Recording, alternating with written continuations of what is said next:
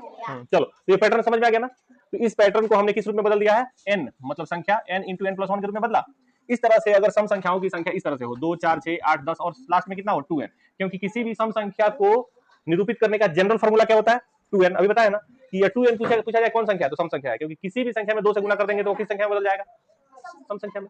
इसको इसका अगर जोगफल निकालना होगा तो कितना होगा, कितना होगा, इनमें सम संख्याओं की संख्या कितना है n, कितना है n, तो n इंटू n प्लस 1, यही हो जाएगा n प्राकृत संख्याओं का, n सम प्राकृत संख्याओं का योग होता है n इंटू n प्लस 1।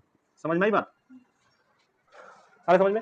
इस फॉर्मूला का इस्तेमाल करके सवाल हम बना सकते हैं, यदि सवाल में थोड़ा सा वेरिएशन डाल दे। कैसे डाल दे, जैसे यहाँ जो सीरीज है वो शुरू हो रहा है कहां से, 2 से, विषम संख्या में कहां से शुरू होता है 1 से, प्राकृतिक संख्या में कहां से शुरू होता है 1 से।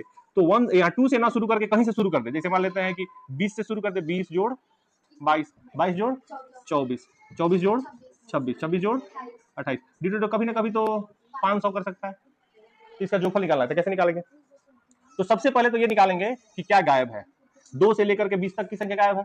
तो मान लो 2 प्लस 4 प्लस 6, कभी ना कभी तो आएगा ना 18, इसके पहले क्या होगा 18 होगा ना, इसके पहले 18। तो 2 से लेकर के 500 तक की सम संख्याओं की सीरीज में कितनी संख्याएं होंगी, कितनी संख्या होंगी, ये निकालने का बिल्कुल आसान तरीका है। कैसे, यहां से थोड़ा सा रिलेट करते हैं, और कैसे देखो, ये यहाँ कितनी सम संख्या है 2, तो 2 कैसे आएगा, ये 4 है ना लास्ट वाला, 4 में अगर हम 2 से भाग कर दे तो कितना आ जाएगा, 2 नहीं आ जाएगा। यहाँ कितनी संख्या है सम संख्या, 1 2 3, लास्ट में कितना है 6, 6 में 2 से भाग कर दे 3 आ जाएगा। यहाँ टोटल कितनी संख्या है 5, लास्ट वाली कितनी है 10, 10 में कितना से भाग कर दे 2 से, तो 5 आ जाएगा कि नहीं। उसी तरह से यहाँ जो सम संख्याओं की सीरीज दिया हुआ है, इसके लास्ट में कौन संख्या है 500, तो 500 में अगर हम क्या करें 2 से भाग कर दे तो यही ना 250 क्या निकल गया n, क्या निकल गया n। तो 2 से लेकर के 500 तक की संख्याओं का जोगफल अगर निकालना होगा तो क्या होगा n इंटू n प्लस 1। तो n की जगह पर कितना है 250 इंटू 250 प्लस 1 इन होगा।